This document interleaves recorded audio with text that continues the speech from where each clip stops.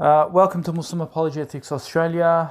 I said I wasn't going to do another video, but unfortunately I did break my promise. It's only due to the circumstance that I thought this is really important and it does need to be addressed.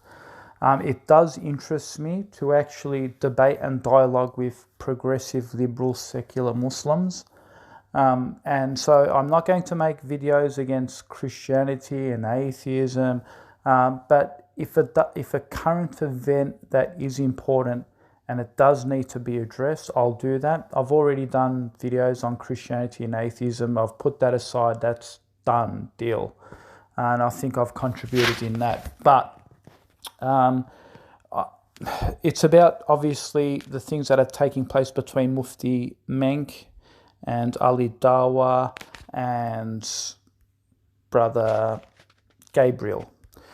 And so I'm pretty sure that this whole controversy has come up regarding Mufti Menk uploading a video talking about knitting and how he should teach his children how to knit, and how he previously, as a little boy, used to learn how to knit as a child, and he wants to pass this on to his children. And this whole kerfuffle and controversy has now arisen between the parties, between Mufti Menk and Brother Gabriel, who's a revert to Islam as well. Now, brothers have already made videos addressing this, but the problem is there's a lot of questions that don't really get addressed. And because I interact with a lot of these Muslims on Facebook, and we talk and we dialogue, and I think that's where genuinely everything gets digested and really thoroughly pressure cooked and tested. And I thought, you know what? I'll take some of those conversations and I'll share it with the rest of the Muslims. Now, when I'm making this video, I want you to understand I'm not taking any sides. I'm not saying Mufti Menk is a deviant, he's misguided, he's sinful, he's a bad sheikh. No, I'm not going to say that. Am I going to criticize Gabriel and say his approach wasn't good and he's sinful and deviant? No, I'm not going to do that as well. But what I do want to present is what I feel, and looking at both sides of the argument, I honestly believe that Brother Gabriel has got real concerns and legitimate concerns to be concerned. And so I want to express that in this video. And unfortunately, in this instance, I'm going to back Brother Gabriel up against Brother Mufti. And in saying that, I'm not saying that Mufti Menk shouldn't be followed, he's ignorant, he's a deviant, sheikh. No, I'm not saying that. All I'm saying is I hope that maybe Brother Mufti Menk could become a bit more wise when he goes into sensitive issues like this in the Muslim community. And so hopefully this is more of an advice to Brother Mufti Menk in the most peaceful fashions. And it's not to denigrate him or ridicule him and his followers. No. I've subscribed to Brother Mufti Menk. I listen to his lectures. I listen to his sermons. I go on Facebook and I read the things that he says. And you know what? I actually do follow Mufti Menk. I'm a follower of Mufti Menk as well. But I want to be as objective as possible. I don't want to let my biases take control of me. I understand the current situation the Muslims are facing, and so in this instance, I'm actually going, and again, this isn't about Mufti Menk or Gabriel or picking sides. This is what I believe, and it doesn't really matter about Mufti Menk or Gabriel. I'm doing this for the sake of Allah. It's not to please Mufti Menk or Gabriel. It is solely to please Allah subhanahu wa ta'ala and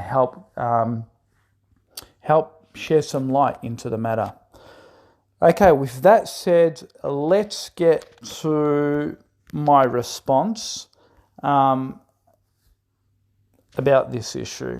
So I've written this and I'll just read what I've already written a day ago about it, and then we'll continue to look at the for and against arguments and we'll hopefully digest the issues.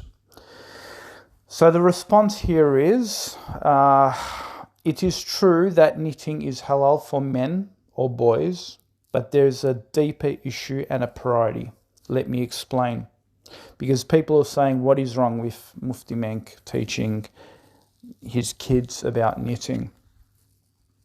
It needs some context. Brother Gabriel didn't just simply go after Brother Mufti Menk over knitting, but there was consecutive statements made by Mufti Menk, such as when Menk described the man to be like a chicken in a relationship, and when Mufti said that your wife is actually the law. We need to understand that the current climate where we live in a society now where girls are made to be men and men are made to be girls.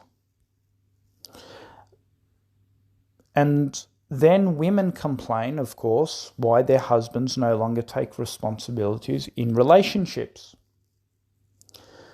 I believe that toxic feminism has destroyed the fabric of society. When they didn't just want equal rights to pay or education, they wanted equal rights to be a man. They removed the gender roles, so now that both men and women, boys and girls, can share the same bathroom. And they even went to the extent where they encourage men to dress up as girls if they like. And he can even now present himself to be a she if he likes. It's all according to how he feels at the end of the day. Muslim men these days hardly do activities with their sons like camping, hunting, horse riding, shooting arrows, which was a standard back many years ago.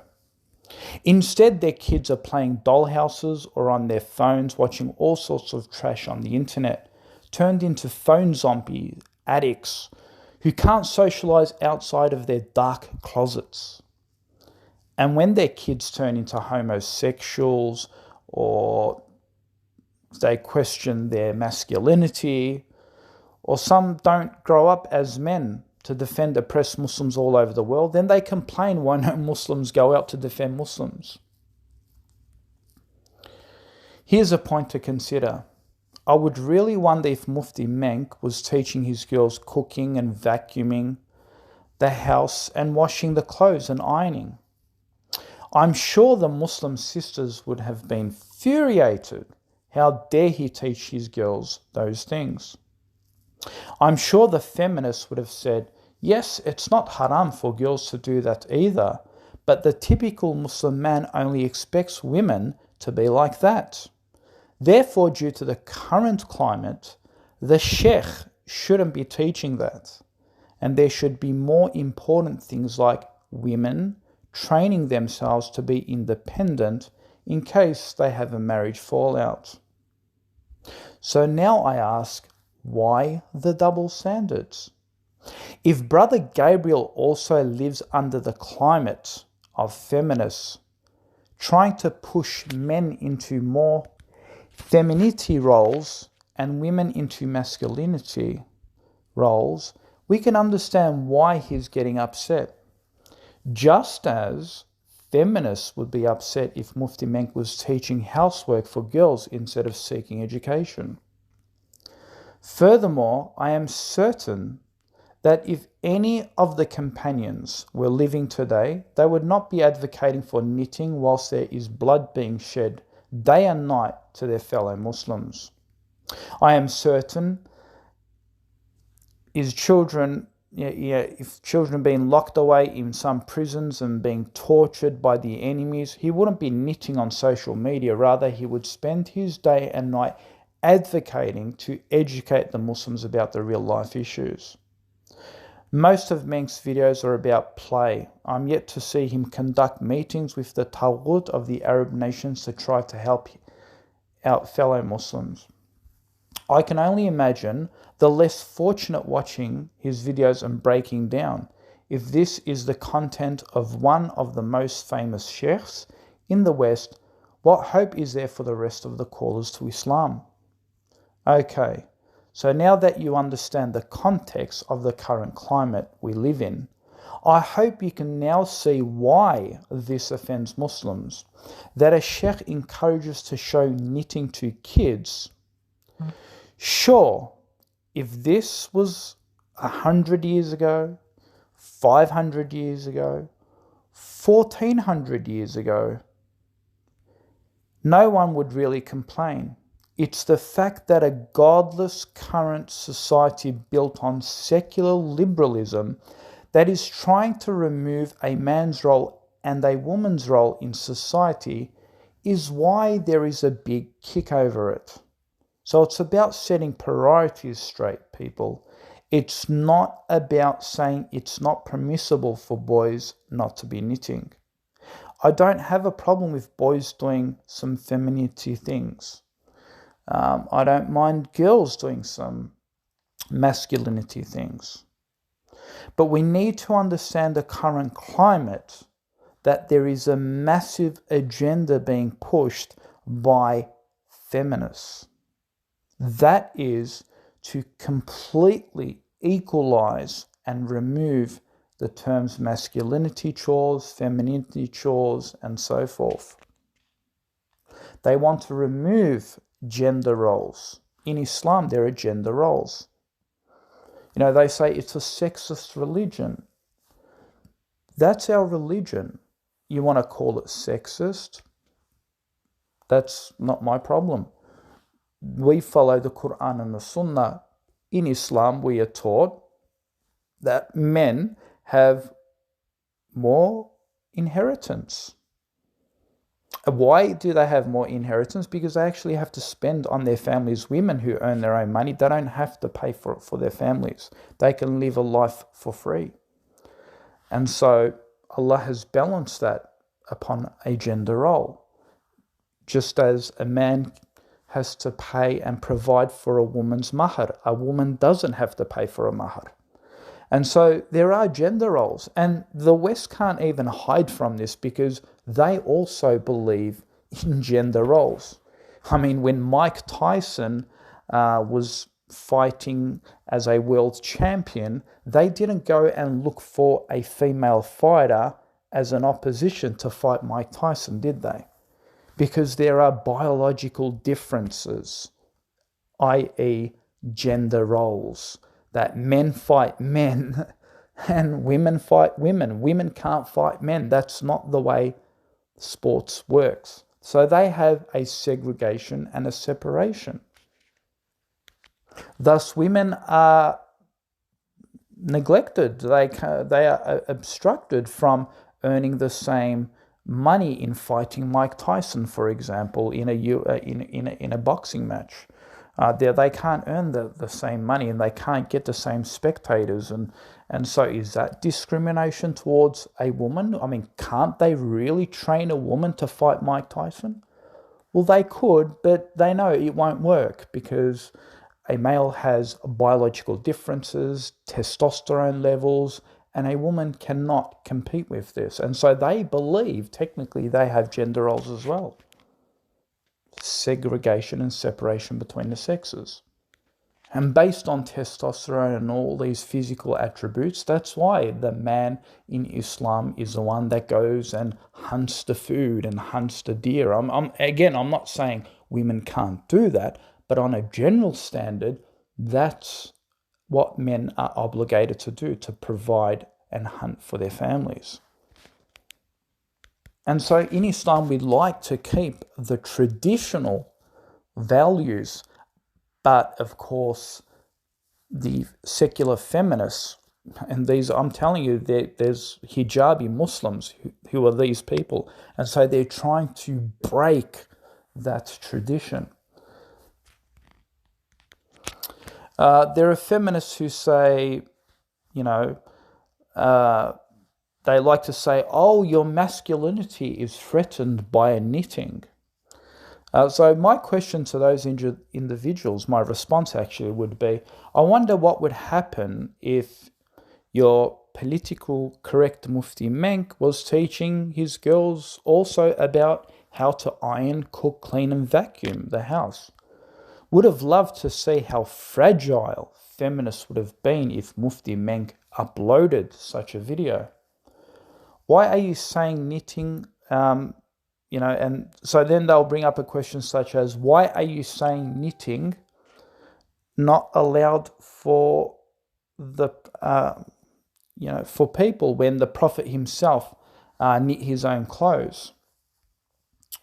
My response to that is, well, the Prophet also married multiple wives. He also had slaves. And yet we find so many Muslims saying that's incompatible with today's standards. I never said that the Sahaba didn't knit or the Prophet ﷺ didn't knit. Rather, in these times of fitna, we should avoid knitting for boys. Same way wearing rainbow clothing is halal. You can wear rainbow color clothing with, the different colors, the orange and the green and the pink, and you can wear that. That's actually halal. There's nothing in Islam that says it's not forbidden. But in these times of fitness, since those colors have been hijacked by the LGBTI community, it would be better to avoid such colors in clothing. Same way, we may avoid holding up black Islamic flags that have been hijacked by ISIS to help avoid suspicion living among the kuffar. In the Middle East or in African cultures, in the village or in the Prophet's time, there isn't anything wrong if you're a male companion and you sat on another lap of another male companion, or you were holding his hand in public. This is how Arabs showed brotherly love. However, if you wouldn't do that in the West, because we know what society thinks these days when they see that sort of behavior between two males, especially in an already built up LGBTI accepted community. Therefore, these things, although they're halal, it should still be avoided, as it buys into the idea of promoting the behavior of sodomites living in the West. Everything comes with wisdom. Therefore, knitting, if it was advocated 500 years ago or 200 years ago or 1400 years ago in an Islamic civilization, isn't a big deal. But in the West, where boys are encouraged to even play with not just toy cars in the muddy puddle, but little boys are also encouraged to play with Barbie dolls so they can remove gender roles. That boys stick with blue and girls stick with pink. Thus, due to the current climate and our kids are already being indoctrinated with these agendas, it's even more so important to avoid them when we should be first concentrating on more masculinity things. A battle that's already being lost in these times of fitna, especially amongst the Muslims living in a secular Western hemisphere. Once we have overcome these times, sure, go ahead and knit a rainbow-coloured garment if you like. I don't care. Also, our issue with Menk is not about him simply going into knitting, rather him personally advocating a type of hidden agenda. When Menk failed to say homosexuality was wrong to a Danish woman on a Danish podcast because he feared to upset her feelings, where he encouraged or didn't really mind shaking the hands of the opposite sex or sitting with the same sex in mixed gatherings, where he called a man in a relationship a chicken, and he even said that a woman is the law in the home. Yeah, I understand that was probably just a joke. But imagine that Mufti Menk made a joke about turning a woman upside down and using her hair as a mop in a mop bucket. Imagine he made a joke like that. The feminists would be infuriated, saying how dare he denigrate women. But apparently he can just call men chickens. He could say that women are the law and not the men. I mean, we need some balance here. So now that you've understood those points, that we need to take wisdom and we need to actually come back and challenge and try and put pressure back on them to be consistent, and because they're overwhelmingly trying to push forward this agenda of gender equality, where they want to remove gender roles. So if the Muslim community wasn't pushing for that, then of course no one would be upset if Mufti Menk told his male sons or daughters to knit. No one wouldn't care. But the fact that they're pushing this is the reason why we need to set boundaries. Again, it's not about it being haram or halal.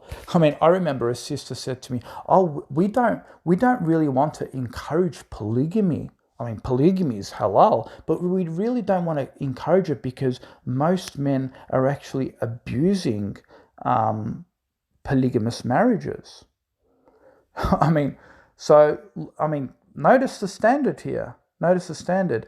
When brothers are abusing polygamous marriages, then we need to avoid polygamous marriages because most women are being victims of domestic abuse due to polygamy. Therefore, we need to move it away. Okay, so let's apply that same standard.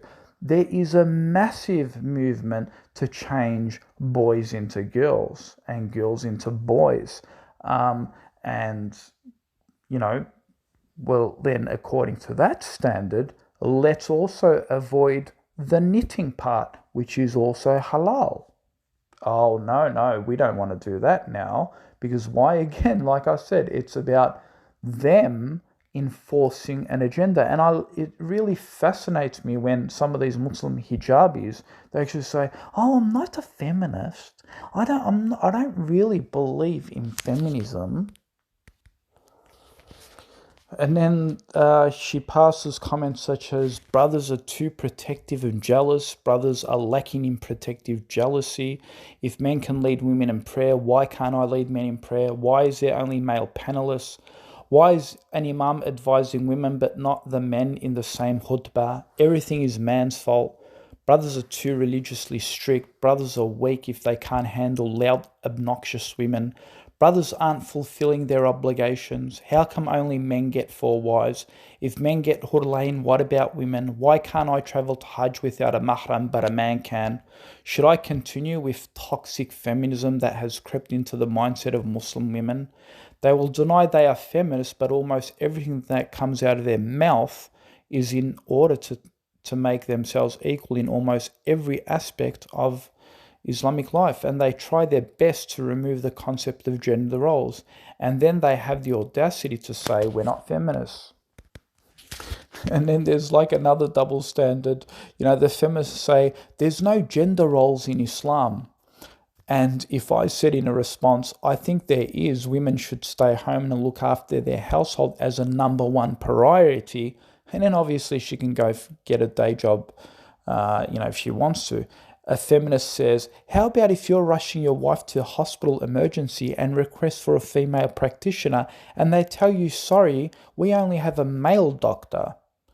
My response is, but I thought feminists were against gender roles. Another person wrote, just shut up, man.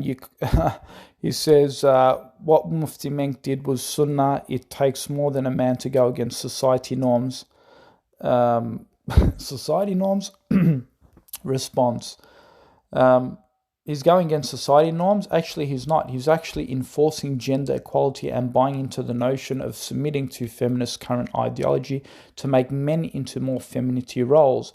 If Mufti Menk, as you said is going against the norms, then go ahead and let us see him upload a video encouraging men who are financially stable to take on a second wife, and show love and commitment there as well. Let us also see him encourage women to obey their husbands as Scripture says to do. Let us also see him preach gender roles, like how women should not travel long distances without a mahram. Go on, let's see if your political correct sheikh can live up to the non-political correct standards. I bet he cannot, because it will challenge him to retract from the overwhelming feminist Muslim who will put him into place. Here is actually a response by a brother, and he actually agrees with a lot of the things that I say. Have a look at this. He writes, Mustafa, well, you really have me in a new perspective on this. Sadly, even Muslims in places like Pakistan, for example, are adopting the bad aspects of Western civilization and think that moral degradation is somehow progressive. When you lecture them about basic masculine roles and feminine roles, they go, how dare you? Like, what happened to being a dad? What happened to be a loving, nurturing mother who maintains the home? By the declining day, indeed, mankind is in a state of loss. He's quoting Surah Al-Asr. So you can see that the Muslims are facing this. This is something that is very, very important. You can see Muslims being directly affected by this. I mean, some brothers and sisters say to me, for example, why are you going private? Why don't you go private? Why don't you consult Mufti Menk privately? Why do you talk publicly and things like this? My question to you guys is, why didn't Mufti Menk consult his elders, some of the scholars, before he went out and started doing this? Also, the question is, some of them say, well, he wasn't really teaching the ummah and the boys about knitting. He wasn't actually doing this. It was something personal that he was doing and sharing that with us.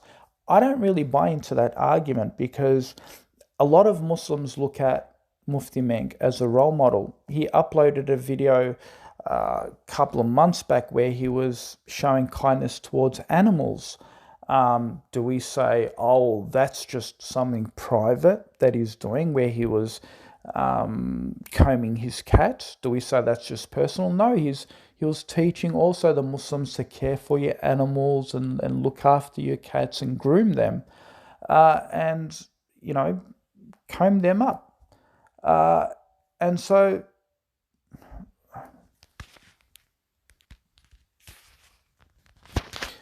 when he's encouraging his children to learn about knitting, is not just obviously encouraging that tradition for his own personal family, he's also encouraging other Muslims to also do that. I mean, a lot of Muslims look up to him as an exemplar, as a person to follow, and they see him as a role model. So the things that he does in his home is an example that he wants to portray for the rest of the Muslims to do. So it's not a good excuse to say that is something private. If it was private, he wouldn't have shared it. Obviously, he shared it because he was trying to encourage other Muslims to get involved in this as well.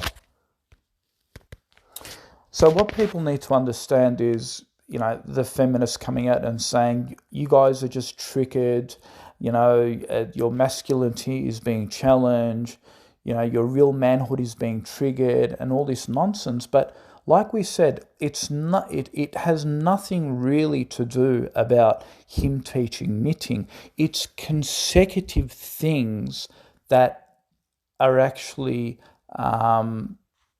impacting. It's like a toxic cocktail of things that are happening. So like I mentioned at the previous part of my video, we're living in a society where it's not just about knitting. It's our children are trained to sympathize that it's okay to question your sexuality. It's okay to play with Barbie dolls if you're a boy. It's okay that if you want to dress up like a woman, you could do that. you know, it's okay if Muslim women want to feature themselves in a porn magazine, Playboy magazine. We saw a hijabi lady with a hijab who featured in a magazine like that. I'm not saying boys can do that, but what I'm saying is they're taking away the awra, the shame. They're trying to reach down and rip and break down traditional Islam. They're trying to take your Islam away from you. We've already seen how many articles that say that women should also be leading men in prayer. Women can be a ballerina. There are hijab sisters going out there becoming ballerinas and wearing all sorts of tight clothing and featuring in stage performances. We've seen sisters holding up rainbow flags during LGBTI protests. And so they're also pushing female panelists, meaning that if there's a group of brothers who are, coming out to lecture the community, how dare they if they don't have a woman amongst them? But it's okay if there's like 5 or 6 sisters going on a panel. None of the Muslims would care. But if the brothers do it, oh, how dare they? They must have a sister there as well. And so there when you have all of this cocktail of toxic feminism, and then you throw in, here you go, also knit and play with Barbie dolls as well. What's left now? Right? So it's the current climate and the current situation that we're in. If the feminists didn't push all of these agendas, yeah, of course, let's all knit. I don't mind. My kids can knit as well. No problem. Let's all do it. But it's the current climate, and we need to take that into consideration. And we need real consistency from these double-faced feminist secularists. If Mufti Menk came out and said and taught his girls about vacuuming, taught them about hanging the clothes, doing the dishes, if he had have uploaded such a video, they would have come down on him like a ton of bricks. Why? Because they would have said, oh, it's the typical Muslim man, that's all he wants from his wife. Therefore, we need to break that sort of stereotyping. We need to break that sort of sexism. We need to also encourage women to go into the workplace. She shouldn't just have to be taught those things, even though it's actually halal for a woman to wash the dishes and do the vacuuming. But so why are you going against Mufti Menk? Isn't that halal? Is it forbidden? Is it wrong? Oh, no, it's the current climate, that's all women are expected to do. Therefore, we need to, the sheikh shouldn't be teaching that. Okay, well, why the double standards then? It's the current climate for changing boys into girls, so then boys shouldn't be knitting them. Oh no, you're just being a bit too extreme now. That's just unreasonable. The Prophet ﷺ used to knit. Well, yeah, he used to have polygamous marriages too. He used to have slaves, of course not colonial style slaves. These were maids, but you don't accept that in your culture now, do you? You say times have changed now. We don't live like that anymore. So again, why the double standards? The Prophet ﷺ in many hadith actually said that women should travel with a mahram. But you're like, oh, that's not compatible now. I mean, she could travel if she wants. Notice how you're shifting the goalposts and changing the standards. And, quoting the Prophet for, knitting his own clothes, but then you leave out all the other stuff due to your own conveniences and biases. Due to the fact that you're embarrassed of your religion, you want to enforce Western ideology into Islam when it's convenient, and you want to get removed traditional Islam. So again, folks, this isn't about going after Mufti Menk. This is about putting perspective. I'm actually going more after the feminists who are trying to use this as a standpoint to then portray their filth. And so we're actually going after the feminists. Mufti Menk, honestly, I wish he acted a bit more wisdom. But again, I'm not calling him ignorant. I'm not saying, I mean, I'd love him to do things differently. Yes, of course. But it doesn't mean I'm calling him deviant or he's a non-Muslim. He's going to hell. A'udhu billah, he's our brother in Islam. He's our brother in Islam. We're here to advise the brother. But unfortunately, when the cat's out of the bag, you can't just advise him in private anymore. So a lot of people are getting misguided with feminists trying to use this and continuously attack, Muslims. And so this is why we produce these videos, so we can actually counter their arguments. And again, I love Brother Mufti Menk. Again, I wish he'd done things differently, but it doesn't mean I'm going to stop following him. No, I'm still going to follow him. I'll still subscribe to his Facebook and his YouTube. And at the end of the day, he's my dear brother in Islam. And so this is just a video more produced towards the toxic feminists who are, throwing Islam under the bus.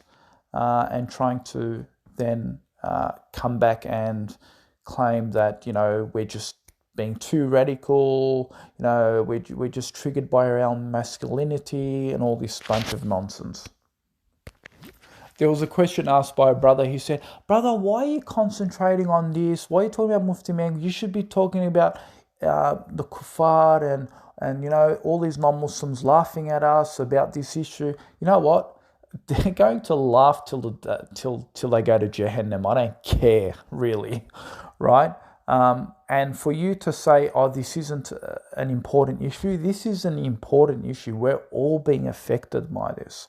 All the Muslims are being affected by this. Hardly Islam is left in the children anymore, right? They're becoming secularists. They're turning into lesbians and homosexuals and, God knows what. They're picking up rainbow flags and, celebrating all these nonsensical things.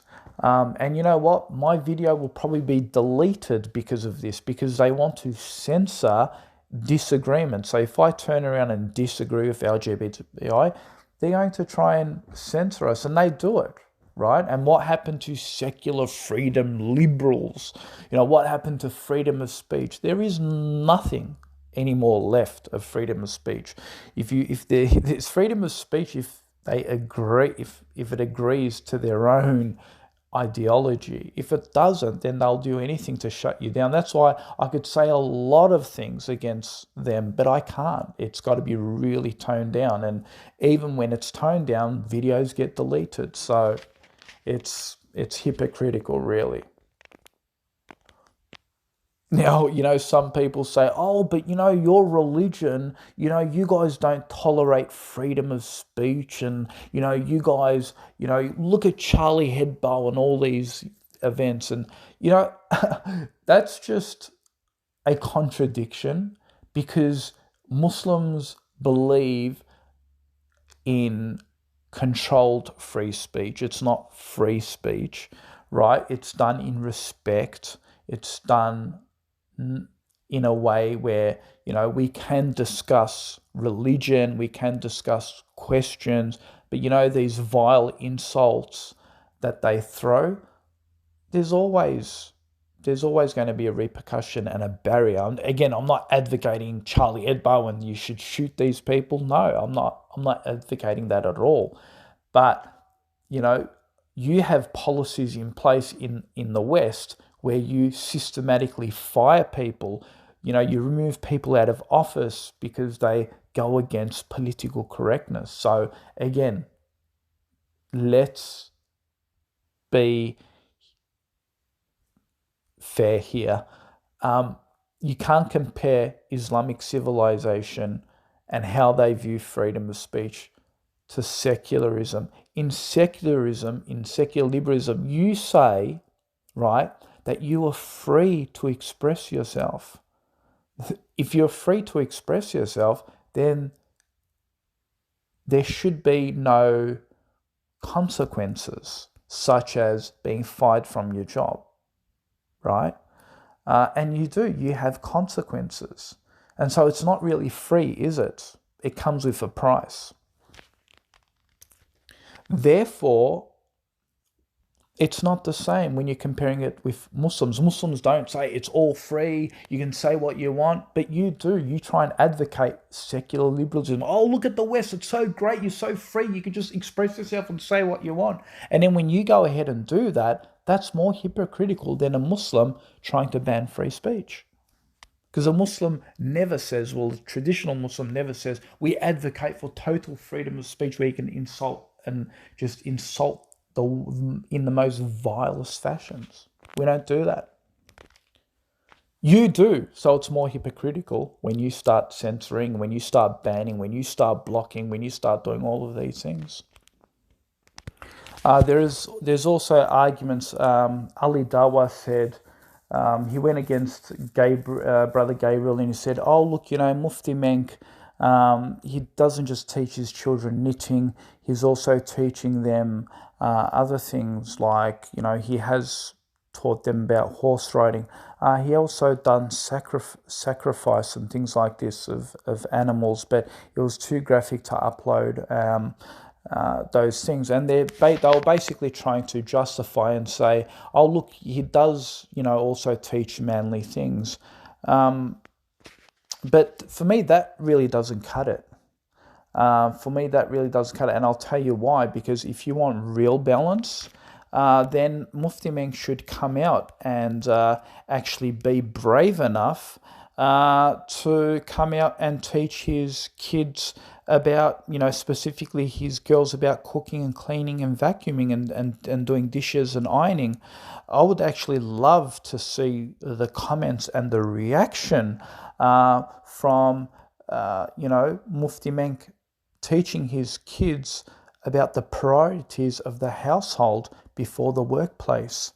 And, there are some people who say, oh, well, obviously he does that. Obviously he teaches his kids to do those things too, but you don't see it. He doesn't upload it. Well, my question is, why doesn't he upload it? Why don't we see it then? I mean, if it's balanced that you're asking for, let's see those videos as well. Because if it is a priority that he needs to come out to prove that, his boys do knit as well, and his girls knit, well, let's see them do the other chores as well. And I honestly want to see, feminism being tested here. I'd love to see all the comments from the sisters.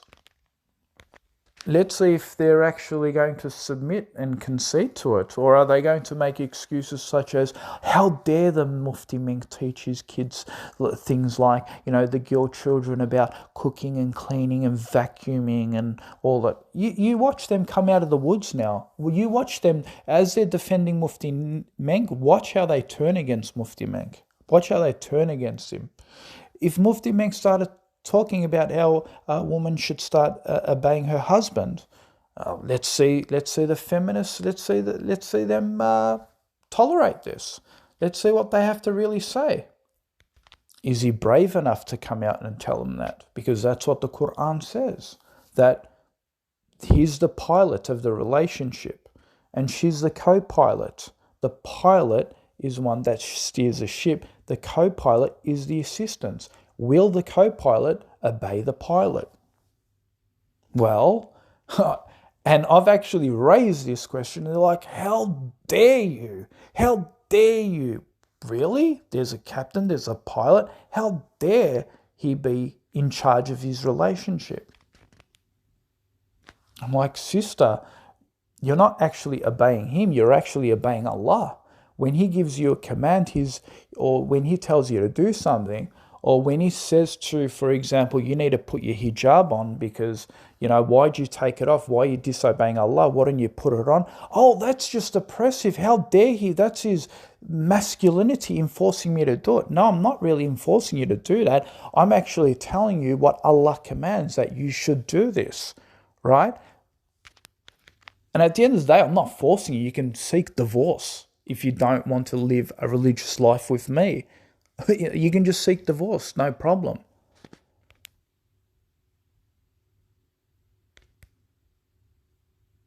I mean, if I didn't give you my rights, if I didn't provide for the family, if I didn't bring money home and pay for the rent and, pay for the electricity, the water, the gas, you'd be upset too. You'd say, you got to go to work. You're obligated by Allah subhanahu wa ta'ala to work and provide for your family. But what if I turn around and say, oh, stop putting your feminism on me? I mean, how dare you do that? I mean, imagine I said that. Imagine I said that. Imagine I said you're forcing me to submit to you. You're forcing me to obey you. You'd say, no, you're not obeying me. You're supposed to obey Allah subhanahu wa ta'ala. So again, why the double standards? So will Mufti Menk be brave enough to come out and teach women to obey their husbands? And of course, if men cross the line, that they should be advised by their wives and they should listen to the advice if it's an Islamic advice.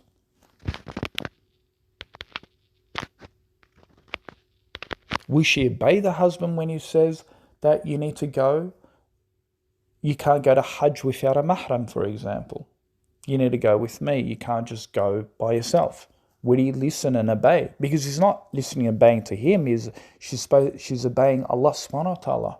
He's just a medium to share that advice. Oh, no, how dare Mufti Menk tell women to obey their husbands? You watch the feminists come out of the woods and start attacking Mufti Menk. If he's brave enough to come out and say those things. I hope he is. Don't get me wrong. I hope he does come and challenge toxic feminism. I hope he does. Okay, now people are asking me, and they have asked me, they said, where is the proof that Mufti Menk encouraged to shake the hand of the opposite sex? And what about the where he didn't really object to homosexuality? Because obviously he didn't want to offend the lady from Denmark or whatever. I'm going to play you the video right now so you can listen to it. Have a listen. The first question. Do you believe in equal rights between women and men? Yes, absolutely. Equal rights between women and men. I stand for it, I advocate it, and I agree with it. All right. Is it... Okay, so now you guys need to understand that, again, I'm not calling him deviant, misguided. I'm not calling the Mufti Menk a kafir and all that sort of stuff. A'udhu billah. Maybe he made mistakes. Inshallah, he'll fix his mistakes. Okay? But what we're saying is this is why we're getting upset, because he's got some of these views that inshallah he will change. And then on top of that, he's talking about knitting and all this other stuff. And so he's saying that he believes in equal rights. I mean, in Islam, we believe in equal rights too, but there are gender roles, right? Equal rights. A woman can't, for example, get the same inheritance a man can.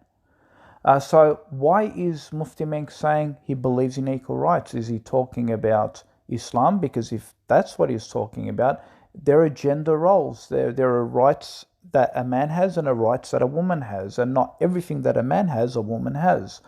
So we need him to be either more honest, or he needs to correct his methodology. Again, don't get me wrong, I'm not saying he's going to hell. I'm not saying he's a kafir. I'm not saying he's misguided. Maybe he's just making a mistake.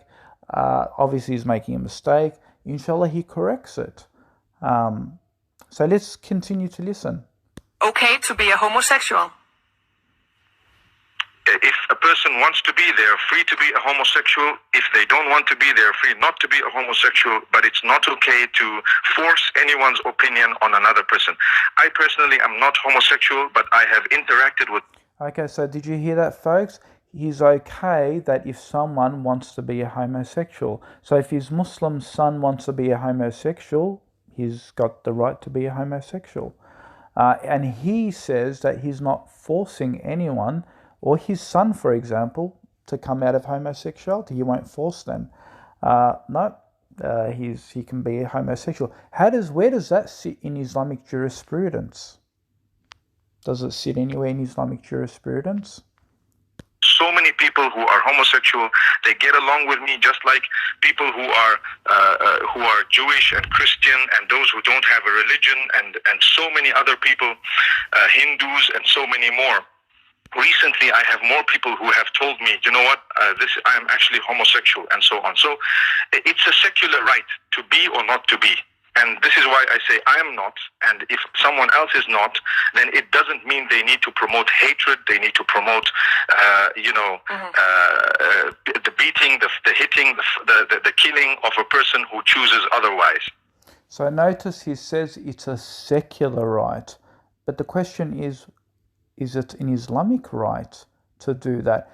If a secularist wants to do that, I mean, in Islam, do we say that if a secularist wants to come and live amongst a Muslim nation, do we allow him to spread his fahisha, to be a fahisha under secularism? So what are we promoting here, Brother Mufti Menk? And so in Islam, what if a Muslim wants to be a secularist and he wants to be gay? The prophetic teaching teaches that in such circumstances that the secular Muslim who has chosen to be gay actually gets under the had punishment under Islamic jurisprudence. So basically, according to Mufti Menk, he can be that. No one can say a thing. But in the West, you can't commit incest. If you commit incest, you could go to jail. You could get a fine. But notice, he wants to be politically correct and say, yep, we can accept this. Why? Because that's the norm. That's acceptable. But their secular state, if you commit, incest, you could go to jail. You can't do polygamy. In Australia, you can't practice polygamy. If you do, you could go to jail for it. You could get fines for it. If you keep breaking the law, you get fines. But apparently it's secular, then we should accept it. So if we do accept it, Brother Mufti Menk, what happens to Islamic jurisprudence that say that we can't accept a secular Muslim who wants to choose that lifestyle? Especially if he's in public. Of course, we're talking about public indecency. In the private affair, we can't do anything. If a person wants to be a homosexual in the private affair, of course, he's a homosexual. You can't do anything about that. But if he's coming out, holding hands with another man, kissing him in the street and stuff like that, Mufti Menk, what's his response to that? Is that still acceptable? That he's not going to force Sharia on him? He's not going to implement the had punishment? Because that's what Islamic jurisprudence says. And so, as you can see, how he's falling into that mentality of secularism, freedom of rights. You can, shake the opposite hand of a woman. You could accept homosexuality in the sense that you can tolerate them to live amongst you, in the sense that they can openly proclaim their fahisha. Let's listen. All right. The next question. Can a woman shake hands with a man? Under certain circumstances, yes, she can. In Islam, there is a teaching. And it's in other religions, there are teachings. And maybe in Denmark, there is a teaching. In Zimbabwe, there is a teaching. So whatever your teaching is, you follow it. That's it. You follow it. If you believe yes, yes. If you believe no, no. I believe that you are totally free to shake the hand if you want to shake the hand. What's your teaching? My personal teaching, well, to be very honest with you, if I have to, I will. If I have to, I will. Okay. When do you have to? Whenever. It's just the circumstance. I mean, it's the circumstance, and everyone interprets their circumstance in a different way. So it's fine. And I know there are times when I have, and there are times when it is avoided. Like sometimes some people don't want to shake my hand because of my color. Sometimes some people don't want to shake my hand because of my beard. But in my heart, I love everyone. And to be honest with you, it's fine. You know, the whatever teaching you have, you follow it. That's it. Okay, I have, to be honest with you, I have. In the past, I have. Where I have had to, then I have. All right. So if I visited you in Zimbabwe, you will shake my hand? Well, if you see my big beard and you extend your hand to me, who knows? I may shake it. I don't know at the time. I don't, because I really don't know if you will even come to this country. But yeah, argumentatively, if you were to come, it's okay. I mean, I'm not going to make you feel awkward and upset and so on. And even, to be honest with you, if you look at the Islamic teachings, there's more than one ruling about the same thing. All right. Do you believe... Okay, so as you can see, guys, he's tried to bend the rules of Islam and to say you can actually shake the opposite sex hands if they put their hand through, just because you don't want to hurt their feelings. And so you can see here clearly, guys, that he's clearly teaching that there are equal rights between men and women, and he's trying to move away from traditional Islam, even though he looks very traditional himself with a beard, mashallah. Again, this isn't to attack the Mufti.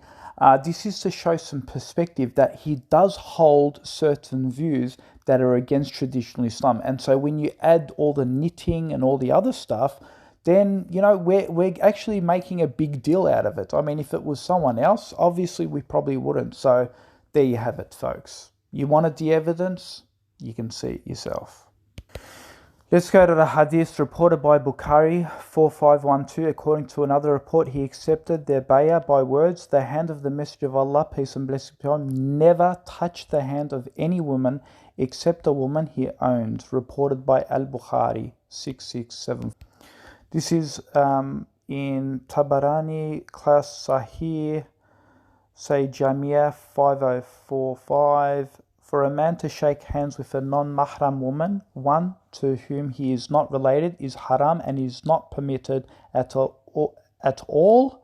Among the evidence for this is the hadith of Maqal ibn Yasar, may Allah be pleased with him, the Messenger of Allah, please be upon him, said, if one of you were to be struck in the head with an iron needle, it would be better for him than if he were to touch a woman. He is not allowed. So this is the Islamic jurisprudence. I mean, this is on Islam Q&A. You know, this is by Salih al-Munajid. This is the Salafi Saleh. This is the Hadith. We put Salafi aside. These are the Hadiths. These are the evidence. These are the proofs. These are consensus. And so, obviously, so there are problems here. You can see that there are problems with Mufti with the Mufti Menk. But in saying that again, I'm calling him to hopefully change his views. But you need to now understand that there's a context of why Brother Gabriel has gone after him. Okay, because he's trying to remove traditional Islam. He's trying to promote men and women totally equal according to secular theology, and that, you know, that they should, you know, homosexuals are fine. They could choose to be a homosexual if they want to. You know, boys can be like girls and start knitting as well. Again, knitting is okay. There's nothing wrong with it. It's feminine. Yes, more feminine do it. But again, boys can do it as well. But we can see that there is a massive influx of this pushment through Mufti Menk, who's trying to promote equality, trying to promote and remove gender roles. and, shaking the hands of a woman, and it's perfectly acceptable. So you can actually see why Muslims are starting to be really annoyed. So please, don't make it, it's just about men, it's just about masculinity, it's just about, you're triggered because it's about, going after someone who wants to knit, that's halal. Yeah, of course it's halal, but look at the climate that you have introduced, the environment that you have introduced, that you're pushing men into femininity and, shaking hands and doing all that sort of stuff. So yes, there is a context. There is a context. Thank you.